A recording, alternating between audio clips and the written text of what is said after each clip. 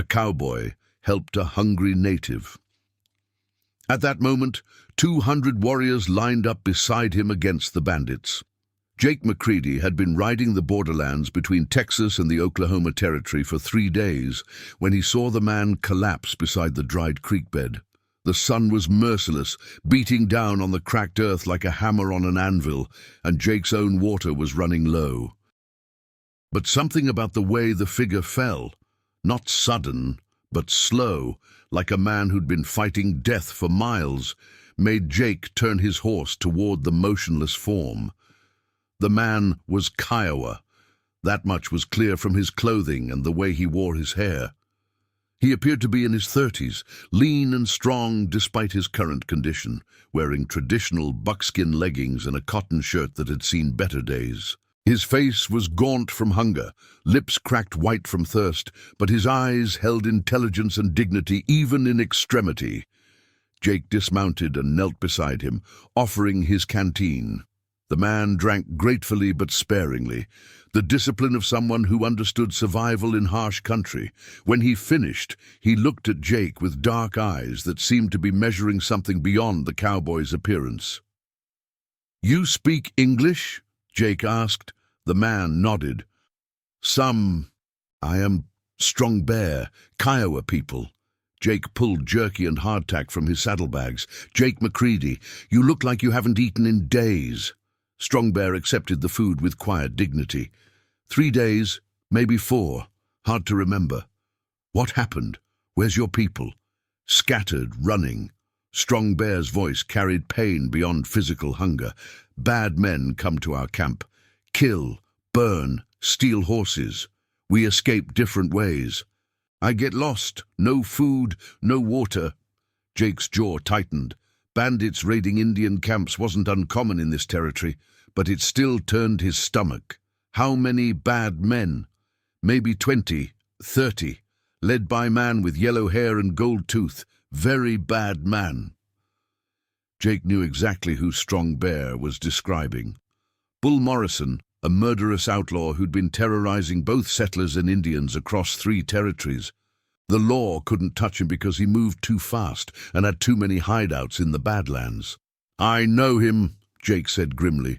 "Bull Morrison. He's got a gang of cutthroats that have been raising hell from here to Kansas." Strong Bear finished the jerky slowly, savoring each bite. "You are good man, Jake McCready. Why you help Kiowa?" "Because you needed help. Don't make it more complicated than it is." Something flickered in Strong Bear's eyes. Surprise, perhaps, or a different kind of evaluation. Most white men see Indian. They think enemy. Most white men are fools. Strong Bear almost smiled. "You speak truth." He struggled to sit up straighter. "I must find my people, warn them. Bull Morrison, he look for us still. Want to finish what he started. You're in no shape to go anywhere right now. Your people need you alive, not dead from exhaustion." Jake helped Strong Bear to his feet. "My camp's about 2 miles south. You rest up, get your strength back, then we figure out how to find your tribe." Strong Bear studied Jake's weathered face. "Why you do this? Help stranger who is not your people." "Because it's the right thing to do." They rode slowly toward Jake's camp, Strong Bear mounted on Jake's spare horse. As they traveled, the Kiowa warrior seemed to be thinking deeply about something, occasionally glancing at Jake with an expression the cowboy couldn't quite read. Jake's camp was simple: a lean-to shelter near a spring, a fire ring, and supplies enough for a man traveling light. He'd been working as a scout for cattle drives, but between jobs, he preferred the solitude of the borderlands to the crowded chaos of cow towns. That evening, as they shared a meal of beans and coffee around the fire, Strong Bear began to talk about his people. His tribe had been trying to live peacefully on their assigned reservation, but Bull Morrison's gang had started raiding them for horses and supplies, knowing the Indians couldn't fight back without risking army retaliation. "We are caught," Strong Bear explained. "Fight back, soldiers come punish all Kiowa people. Do nothing, bad men take everything, kill our families." "That's a hell of a choice," Jake said quietly. No choice at all. Strong Bear stared into the fire. But you give choice back to me. How so? You show not all white men are same. You give help when you not have to. This means something to my people. Jake didn't understand what Strong Bear meant by that, but something in the warrior's tone suggested this conversation was more important than it appeared. The next morning, Jake woke to find Strong Bear standing at the edge of camp, looking east toward a line of low hills. The Kiowa was fully alert, his weakened condition apparently improved by a night's rest and proper food. Your people out there? Jake asked. Yes, they wait. Wait for what? Strong Bear turned to face him. Wait to see what kind of man you are. Before Jake could ask what that meant, movement caught his eye on the hilltops. Riders, positioned along the ridge like sentinels. A lot of riders. Jake's hand moved instinctively toward his rifle, then stopped as he got a better look. Kiowa warriors, maybe 20 or 30 of them, sitting their horses in perfect stillness. They weren't threatening, they were watching. They've been there all night, haven't they? Jake said. Strong Bear nodded. My people do not trust easily, but they trust me to judge the hearts of men. And what's your judgment? That you are man of honor, but my people need more than my word. Strong Bear walked to his horse and mounted. They need to see for themselves. The warriors on the ridge began descending the slope, moving with the fluid precision of men who'd spent their lives in the saddle. As they drew closer, Jake could see they were well armed and disciplined. Not raiders or renegades, but tribal warriors following their own code of honor.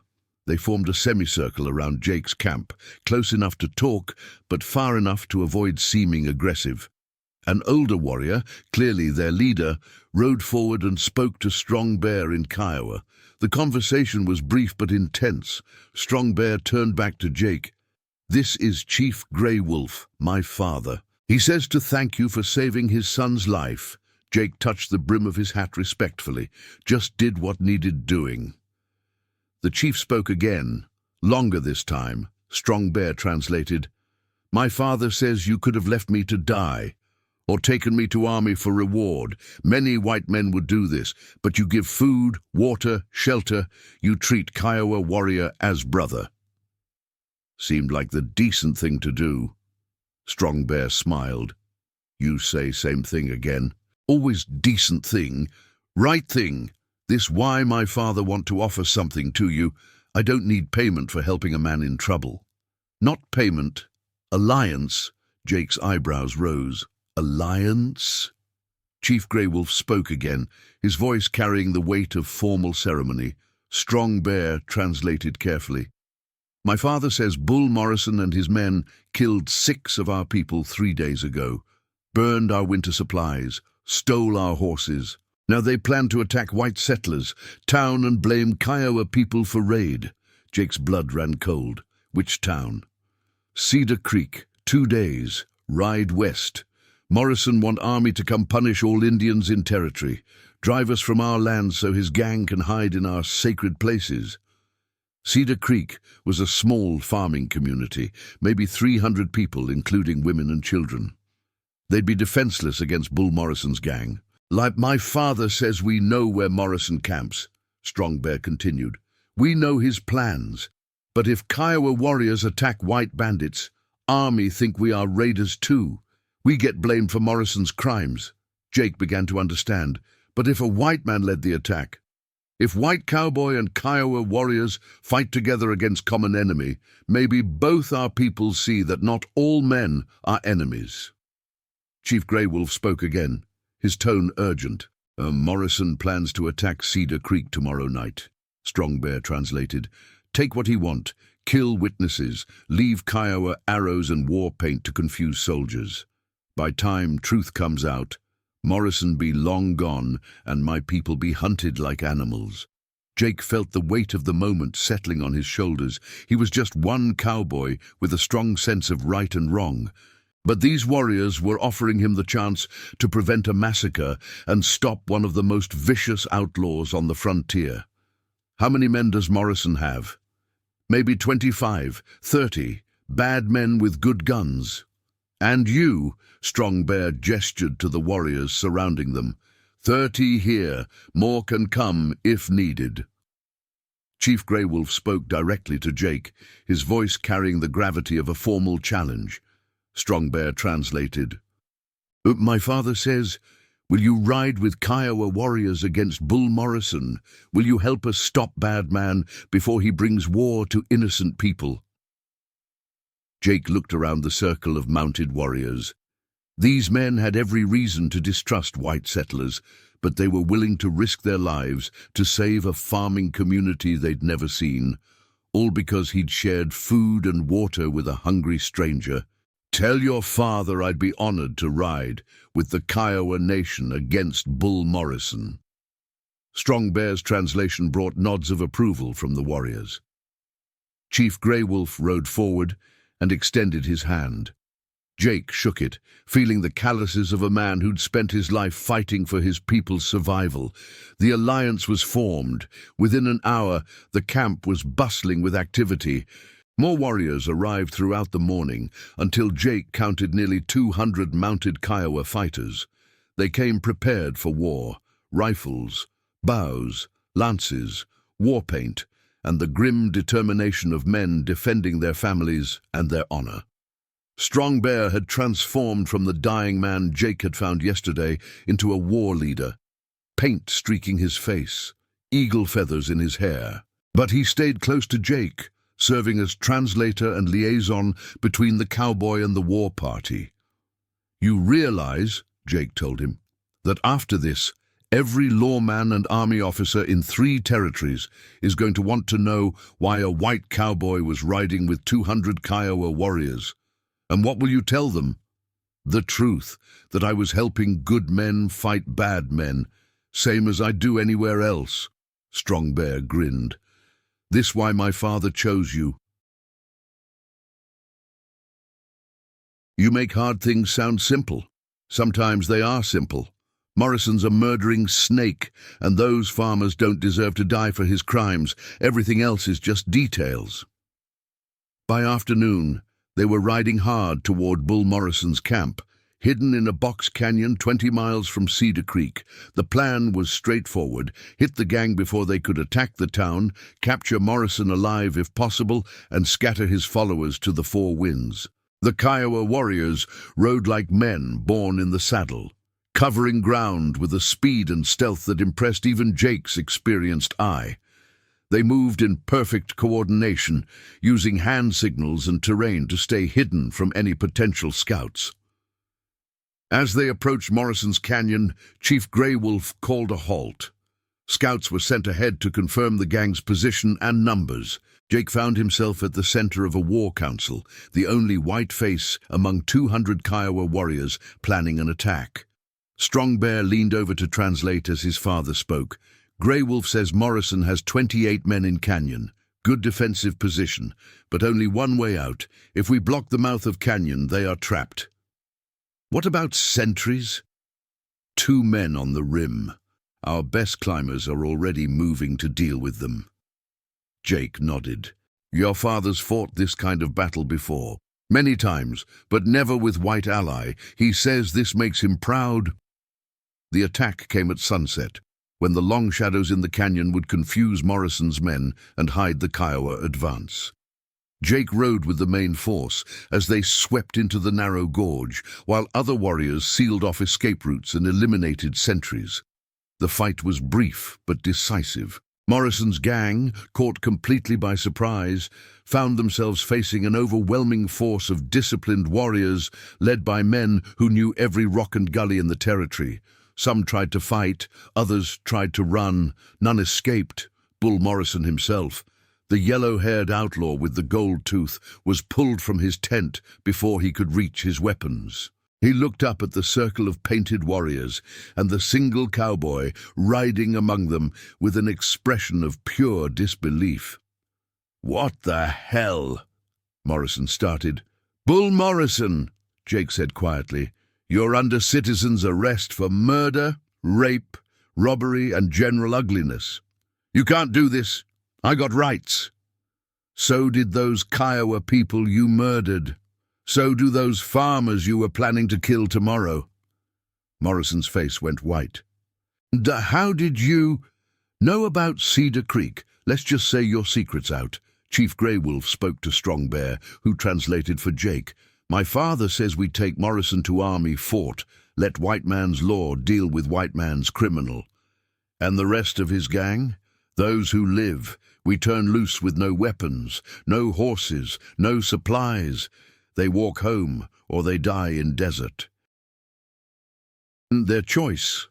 Jake looked down at Morrison, who was now tied hand and foot and looking significantly less dangerous than his reputation suggested. "Sounds fair to me." The ride to Fort Gibson took 2 days. Jake rode at the head of the column beside Chief Grey Wolf, with Bull Morrison and 6 surviving gang members bound and trailing behind.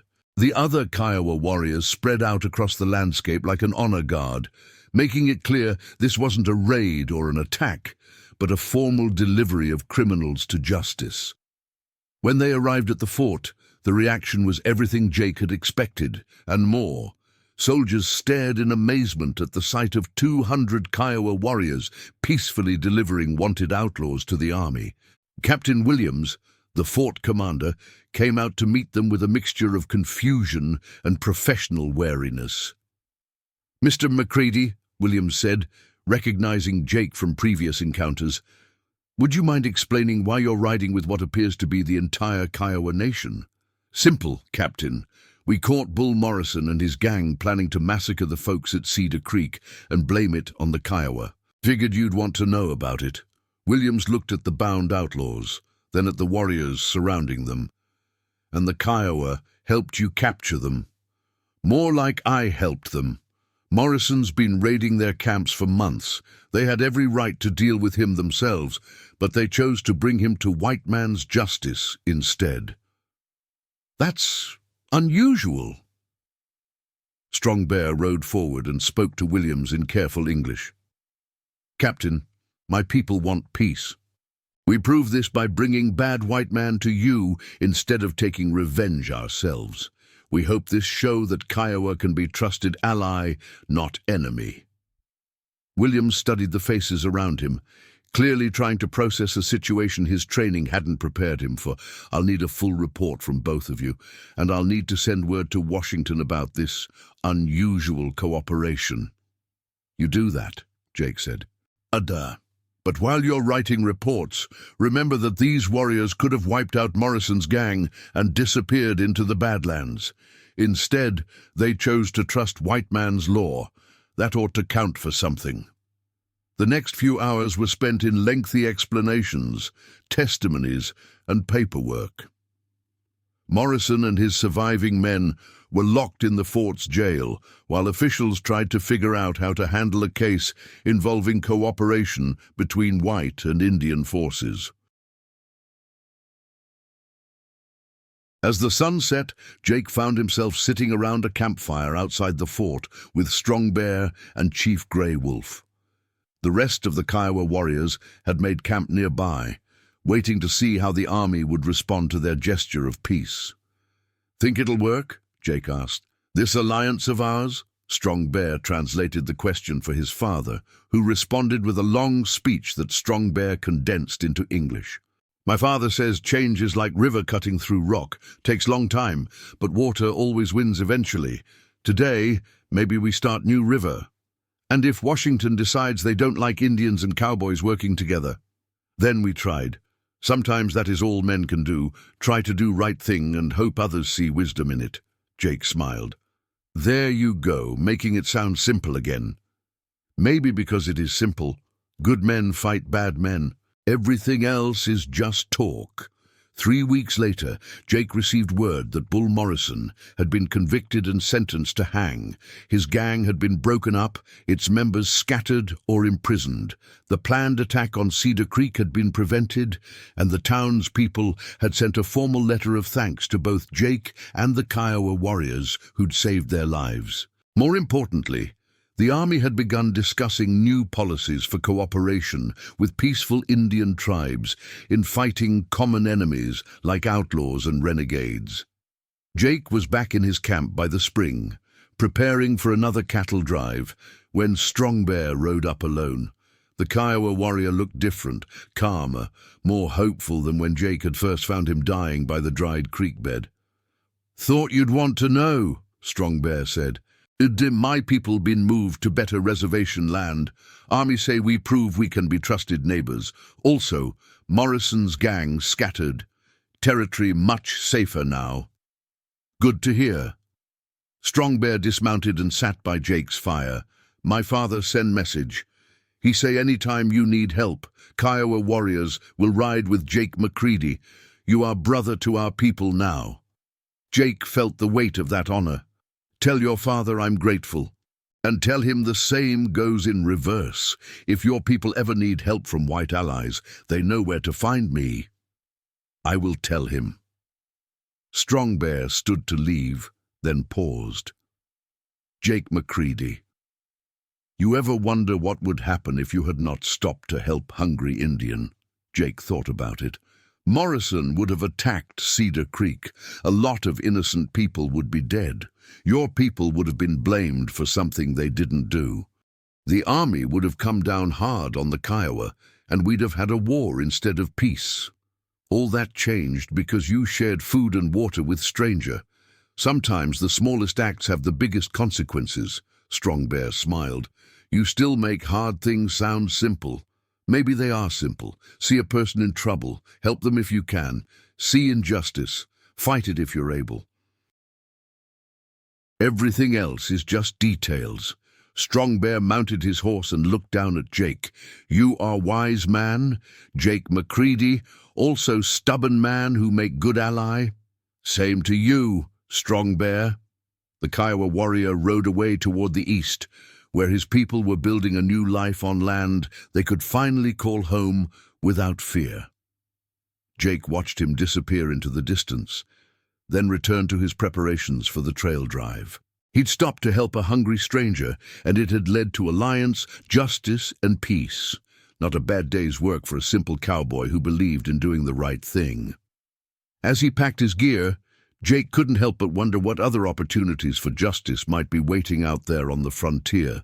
All a man had to do was keep his eyes open, his heart in the right place, and his gun ready for when talking wasn't enough. The borderlands had taught him that much. Sometimes the right choice is the simple choice, even when, especially when, the consequences are anything but simple.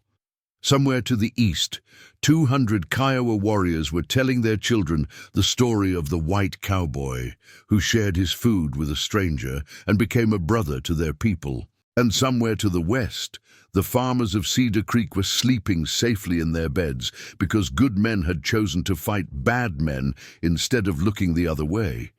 It was enough. It was more than enough.